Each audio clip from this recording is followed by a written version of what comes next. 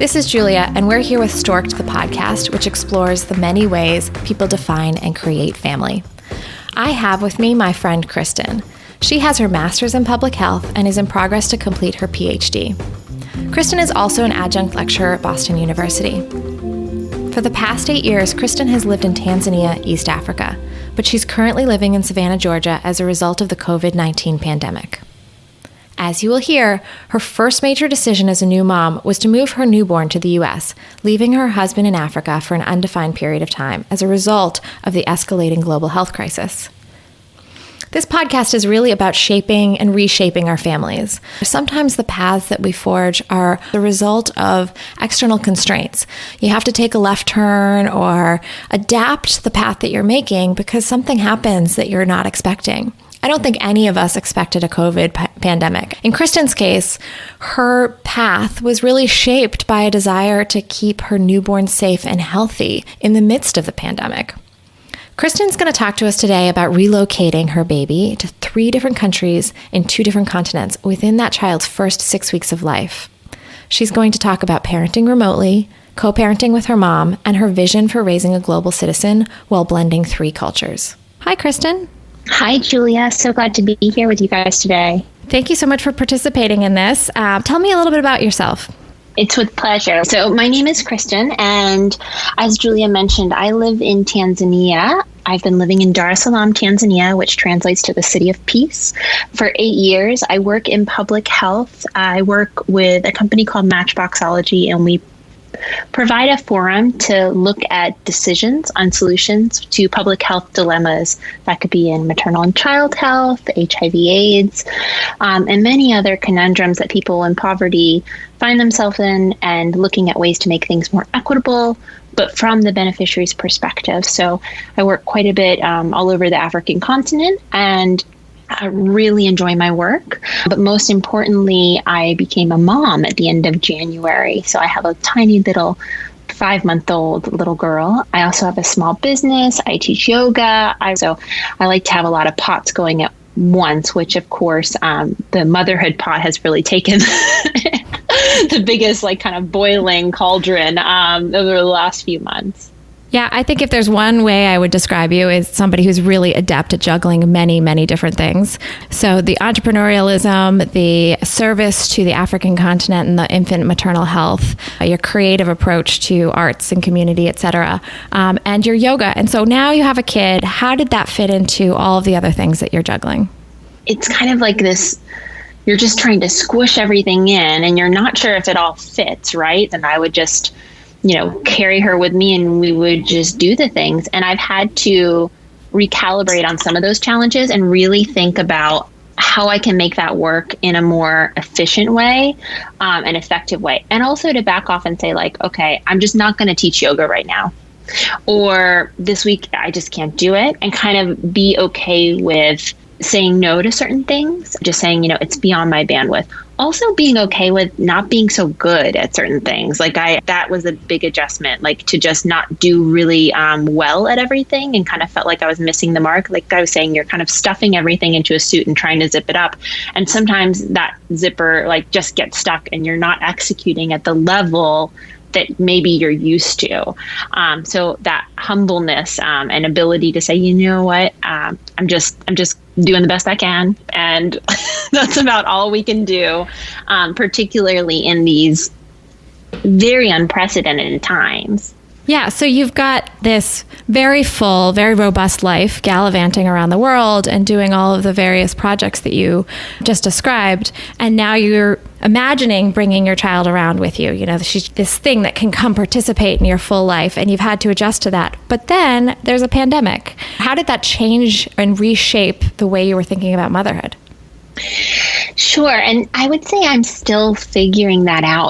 One of the funny things about this is it's not like a task list or a thing you do where you can kind of check it off. It's this iterative process where just right, when you feel I've done the pandemic. Yeah, check, pandemic over. Exactly. And also with the baby, once you feel okay, I've got a routine, I've got a rhythm. they start doing something else. And it's the same with the pandemic, right? Like one day everything's fine and the next day it's chaos and the other day it's stabilizing and you're like, okay. And also working in public health, whether, it's our obsession with the data or looking at the numbers or trying to figure out what's going to happen, realizing that none of us have any control, but really about both those things, the motherhood and the pandemic. So that's been a really interesting process. And maybe I should just back up a bit. So I live in Tanzania with my husband. My husband is South African. I am American. So the first thought was, where are we going to have this baby? Because unfortunately, Tanzania has very, very high infant and maternal mortality rates. So I wasn't very comfortable having the child in Tanzania with the healthcare services that we have there, which speaks to a lot of equity issues, of course, and from the point of privilege and my ability to go somewhere else to have her. So we had her in South Africa. And that's a really complicated thing too, right? To leave the population that I serve to go have my baby. I struggled with that a bit as well. I was glad I had the option to do that, but it was nevertheless sort of a moral dilemma for me. South Africa is where we had the baby, outside of Johannesburg. And so we were sort of pre-pandemic in this weird scenario that where we had the baby in a third country that's not our own as of right now, and then bringing the baby back. We brought her back the first week of March, and then the second week of March, I left and decided to go home to Savannah, Georgia, which is my original hometown where my parents live, where I have not lived since I was 18 years old. But given the situation and given the immense ramp up and looking at the projections, I felt that I really wanted to be in a very secure health system with such a small baby. At that point, she was 6 weeks old. So, you're going through all the emotions and the hormonal changes and just trying to, wash your face and get a shower in every couple of days of new motherhood. And then piled on that was COVID-19. So I want to underscore some things that you just said. So for starters, in her first 6 weeks, she was living in 3 different countries. She was born in South Africa, traveled to Tanzania, and then ultimately brought here to the United States in Savannah, Georgia. That's a lot for a small child. Tell me a little bit about the experience of moving a child so frequently as a brand new mom. Sure. Well, she had some preparatory work. We counted that in the pregnancy, I'd been in 14 countries because I did a lot of work while I was still able to fly in the countries that we work in for Matchboxology. The travel from Tanzania to Savannah as things were ramping up with COVID was daunting. People were starting to social distance. She was very small. All of the things I knew as a behavioral scientist, I felt concrete about, but as a mother, it's very emotion driven. And so you just want to protect that baby, even though some of the time the science, but that doesn't necessarily make you more comforted. In terms of the movement, I really appreciated other people's kindness in a way that was unexpected. People were extremely thoughtful and kind when they would see me struggling with bags. Should I help you? What can I do? And I've seen women over the many years of traveling through Africa and the many years that are struggling in that same way. So, it was very much a full circle moment for me to be doing that within the veil of a pandemic as well. How did having a baby of your own shape your relationship to work in public health? From my perspective, I work a lot in maternal and child health, specifically family planning and contraception, looking at fertility issues. But I've never had a child before. So I remember on one work trip in October, I was sitting in Uganda, pretty pregnant. And I just was able to have conversations and relate to women in a way that I hadn't been able to from all the reading and all the textbooks and all the degrees and all the work I'd done over the last 15 years. It just wasn't quite the same. And further, I think they were able to relate to me. And it was a really interesting level of understanding in my work. We work in what's called human-centered design. But as a human going through a similar thing that these women were going through that I'm asking them about, it was a really relatable experience. Absolutely. Yeah, and what I'm hearing too is that even as you were finding these points of connection with the communities that you've served and connected with for many years, but these new points of connection through your own motherhood, that you are also thinking about your individuality and what you need for your baby differently than the global whole. So as you're working on solutions for a bigger population, you have to think about an individualized solution for yourself and your child differently. That seems a little bit like an ethical conundrum. How did you approach that? How did you think through that? Sure. I mean, well, in terms of decision making with a baby versus without, it was such a different paradigm for me. Without, I wouldn't say risk adverse. I mean, I travel to countries that some people wouldn't be as comfortable working in. I work in situations that people maybe wouldn't be as comfortable with. My background is working in the foster care system in the U.S., so I'm very used to looking at really difficult dynamics and figuring out how we can put in solutions that work for families. And I like being in those intimate environments, and that often means making yourself much more vulnerable. But then you put a baby that's your responsibility into that, and your level of risk or your palette for risk can often shift. And that's what I found was the biggest shift for me was, okay, what's safe for her? And what's safe for her was a much different definition than what was safe for me. Tell me a little bit about that. That was a very interesting conversation with my husband. I don't know if it's because, I carried the baby or she was with me before, or I'm her mother, or I'm American and a little bit more conservative in my risk modality or of our upbringing. But our risk palette is very different, both with the baby and without. And that came to a really big forefront. And that those kinds of dilemmas and those sort of rubs, when you're just talking about it theoretically, that's fine. But when it's like, okay, I'm going to put the baby on a plane in a pandemic and go home because the U.S. healthcare system is stronger, and I think that risk is less than staying here in a pandemic. We had that conundrum to deal with of like, okay, can you get in? Can you get out? What does that look like? I could not go back to South Africa, for example, because they weren't allowing Americans in, and she holds a U.S. passport as well. So that created a real issue around choice and where we could go. So for me, the quickest answer was to go back home. So those sorts of conversations, I feel like we're rushed. Maybe you have that when the child's like, 3 or 5 or, has a fall or needs to get stitches or whatever. And we had that in the baby's 5, 6 weeks old. Mm-hmm. Yeah. So, and that forced those conversations and that compromise too, right? Because you're not always all going to feel the same. Do you think your risk tolerance changed as a result of having her? Or do you think it was the pandemic that called the question of risk? It's interesting. I wouldn't characterize myself as a very chill person. I wish I were like this relaxed. Knowing you, I think that's true. Yeah.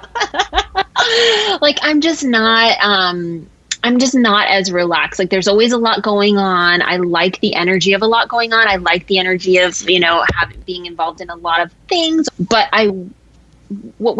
I picked up on right when I had her was if I'm too intense or if I'm too stressed or if I'm too anxious, she's too anxious. Like you could immediately see the connection between her and me when I was stressed or anxious or didn't understand something or was overwhelmed.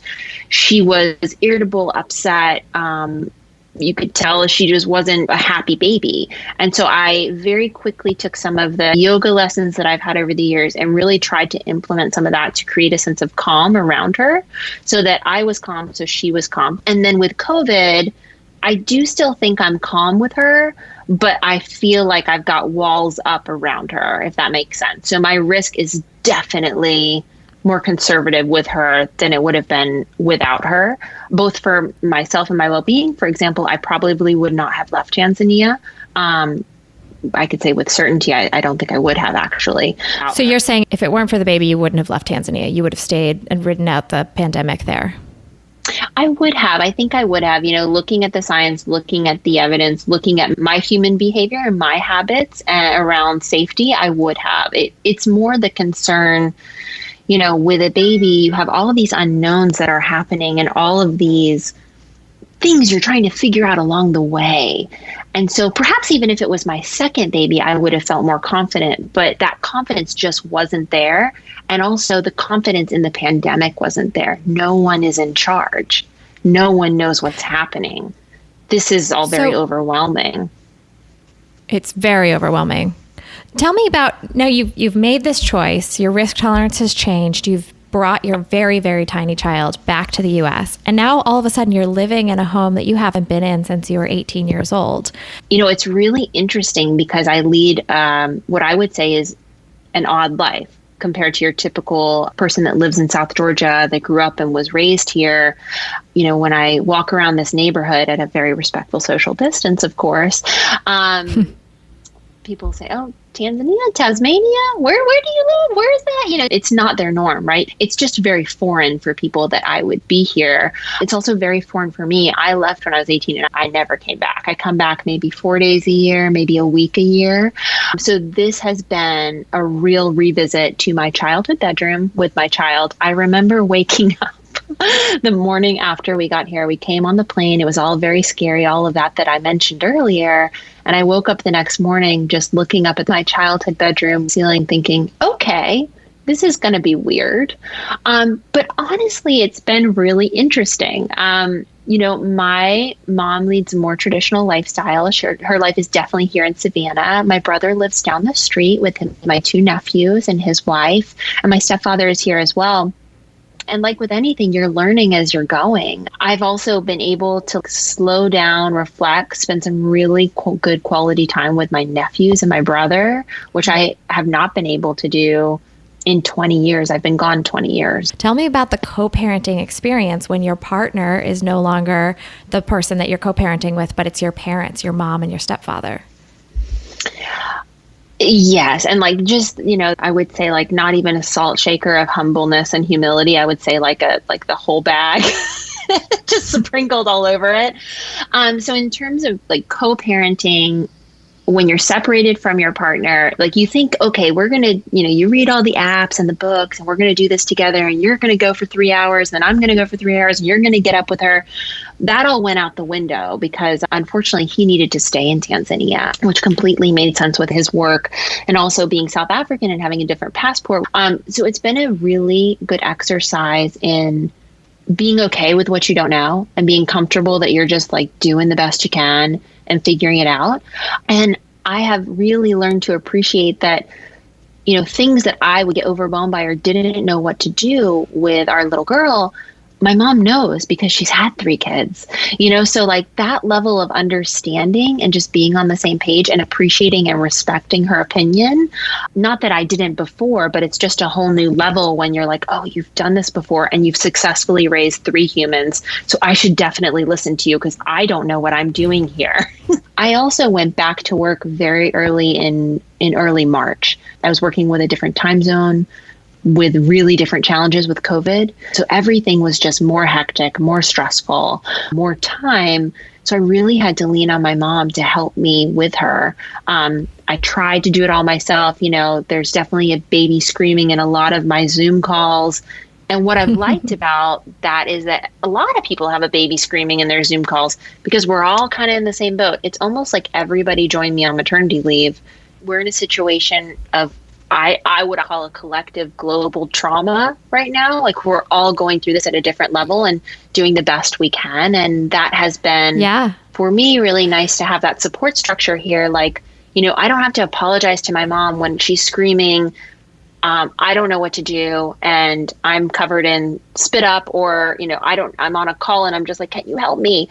And she's able to swoop in and do that, which I think for her, she hasn't been able to do that with me for a very long time. So it's probably, I hope, been a mutually beneficial experience. So how would you characterize your relationship with your mom before the pandemic?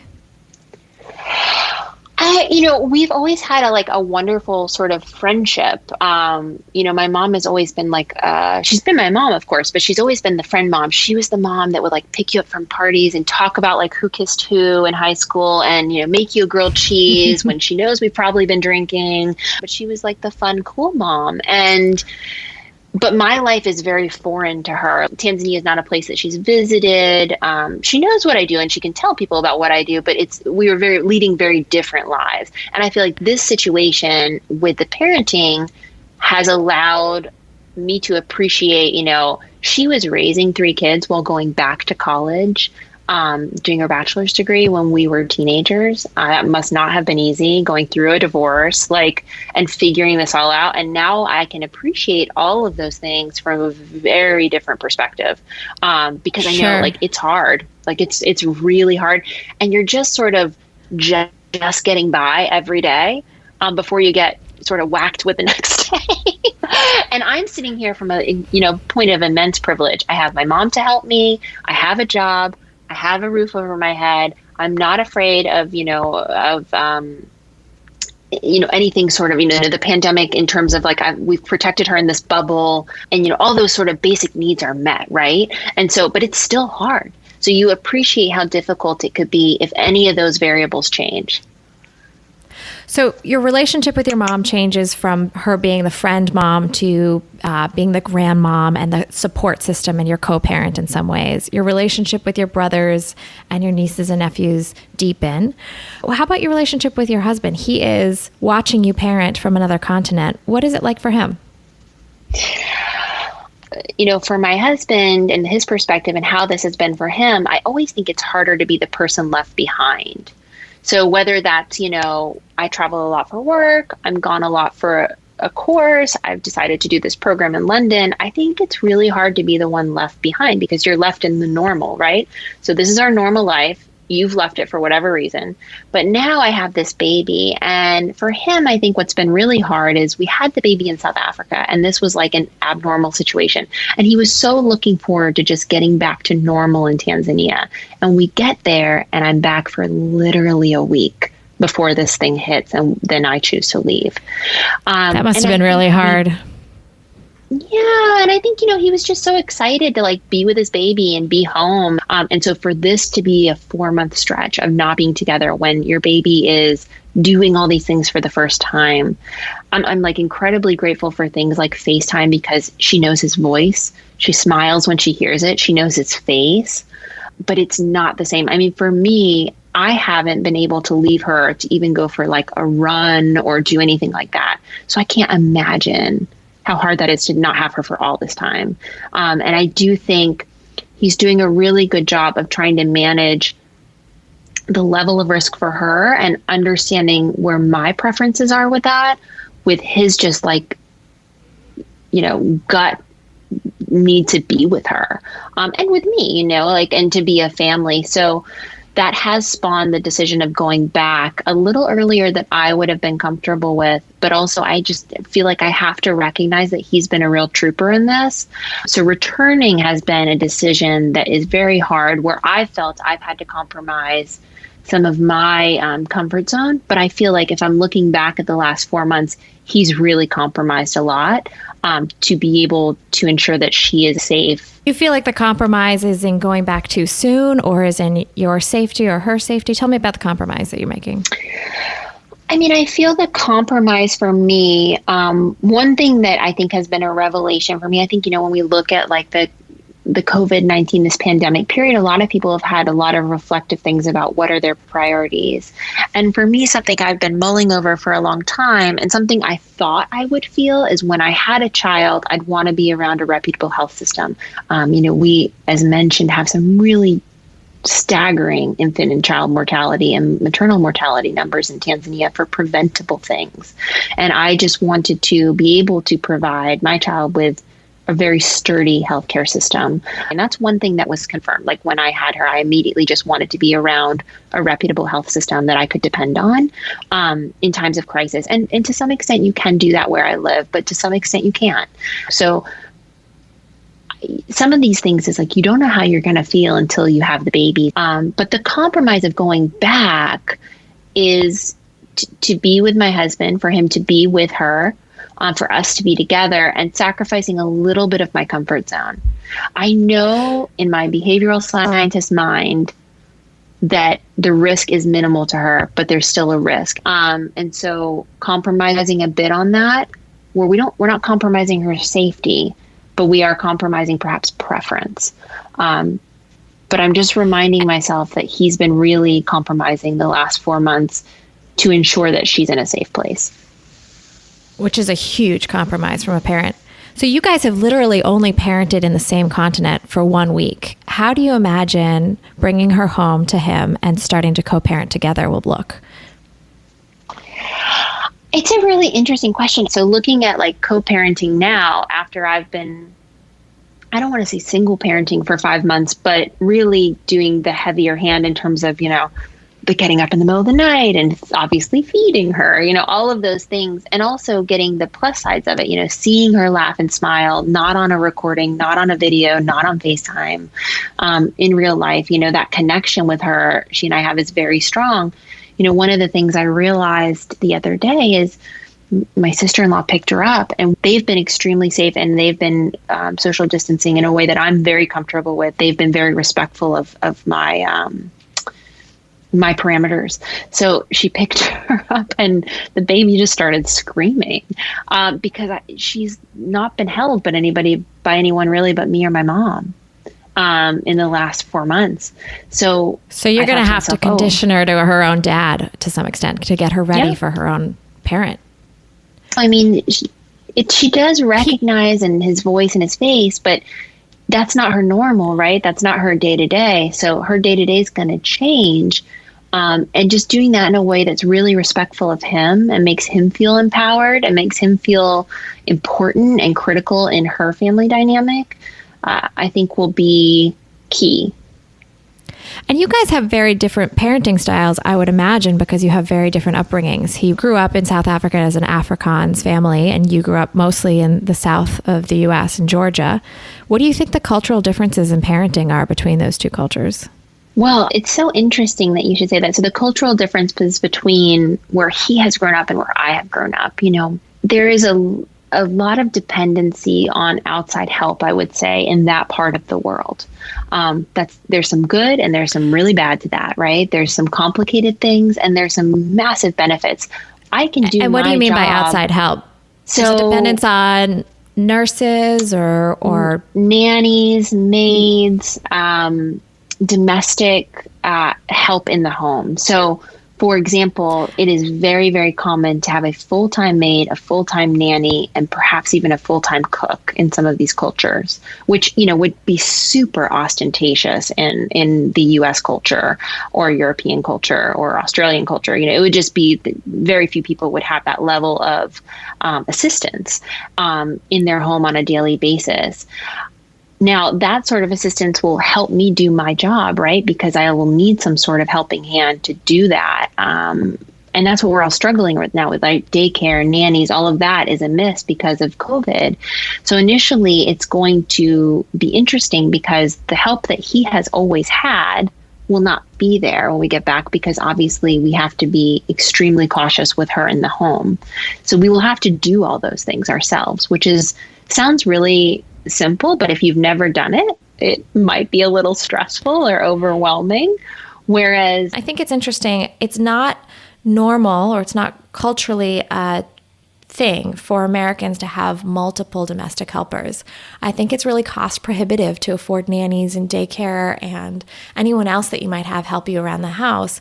And I also personally believe that there's something about the American culture which is really forged in a sense of do-it-yourself or independence.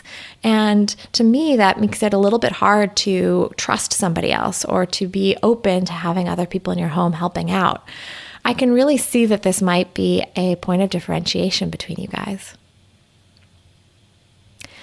No, it's really interesting. The first week we were back in Tanzania, he handed her to the woman that helps in our house, who is so lovely and has been with us for 8 years, who I very much trust. But it was almost like a handoff, and I just wasn't quite ready for that. We hadn't really discussed like how much someone else would hold her, or if someone else would hold her, or what they would do with her, would they give her a bath? And I really didn't want her out of my sight. It wasn't a level of trust or a level of comfort. It was just that I just viscerally didn't want the baby out of my sight.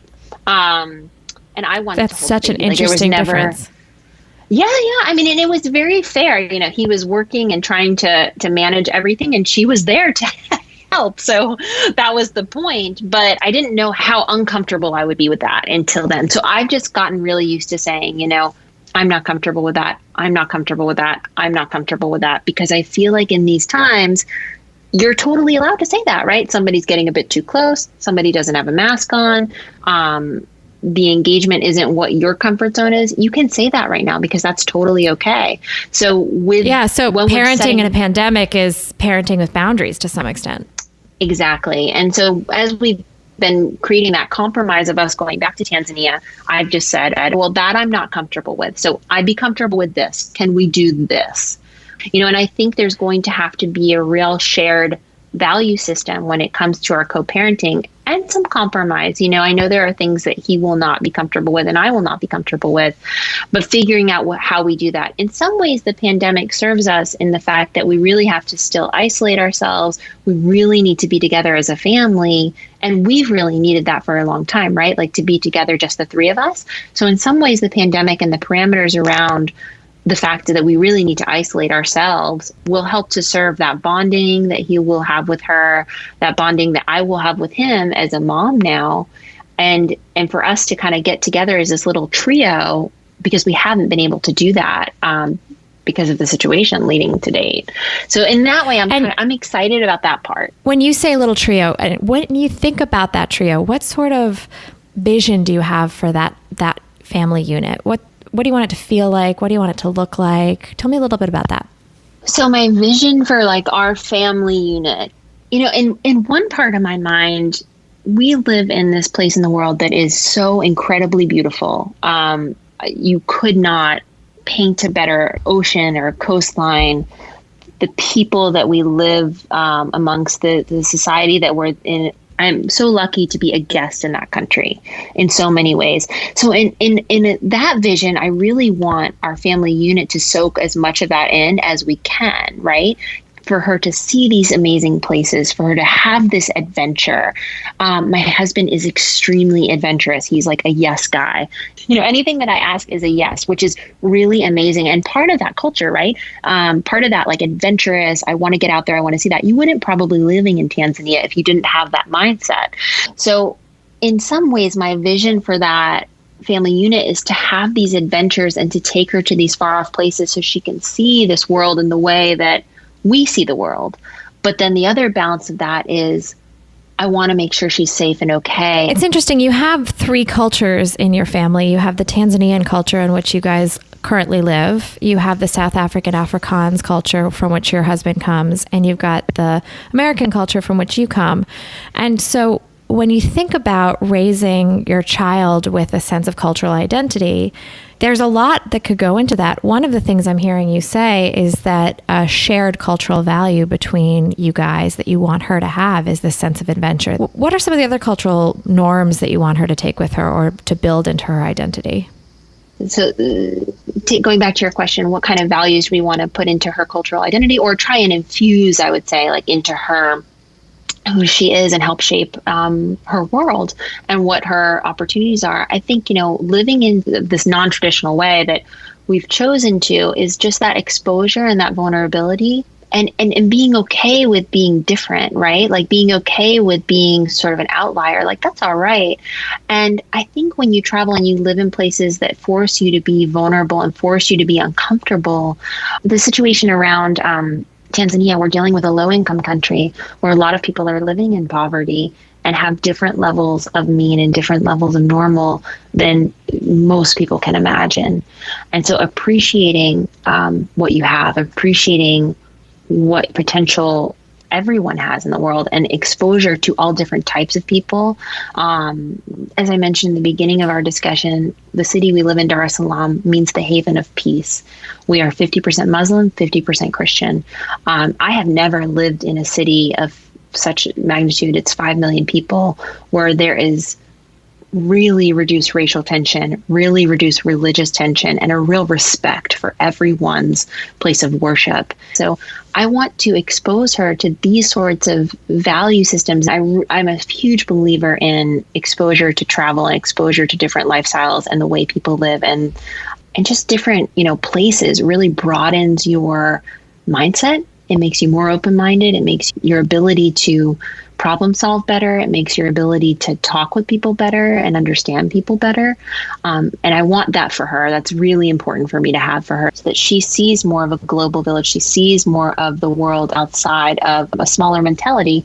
And the one thing that Tanzania has really offered to us is it's a neutral playing field for us, right? Neither of us are from there. We're guests of that country. And in that way, it offers some neutrality, which is really great for understanding new cultures, learning new things, being open to things that are not innately your own, and being comfortable in that. That's wonderful. So it does sound like if your intention is to develop a global family and to raise your child as a global citizen, that living in 3 different countries and 2 different continents within her first 6 weeks is certainly well on her way to being that global citizen. I'm curious, is there anything else you want to share with me or with our listeners before we say goodbye for today? Oh, well, thank you so much, Julia. This has been really fun and really reflective as well for me. I really love that you're doing this. I feel that, in my journey to have her, I came across so many different ways that people are having children and deciding about their families and deciding about what that looks like in so many different places, that it was a real privilege to learn how everyone's coming to this decision in their own way and in their own time. So I think this is a really great exploratory look at people's lives. Yeah, it's been really fun to get to know families and really think about them in nuanced ways. I appreciate your time today. So thank you, Cristin, so much for your time today. It's been great. Thanks. Thank you for listening to Stork'd with your host, Julia Carroll. This podcast is changing the conversation around the ways people define and create family. For more information, visit storkedpodcast.com to sign up for our newsletter. And while you're there, leave us a message describing what a modern family means to you. That's STORKD podcast.com.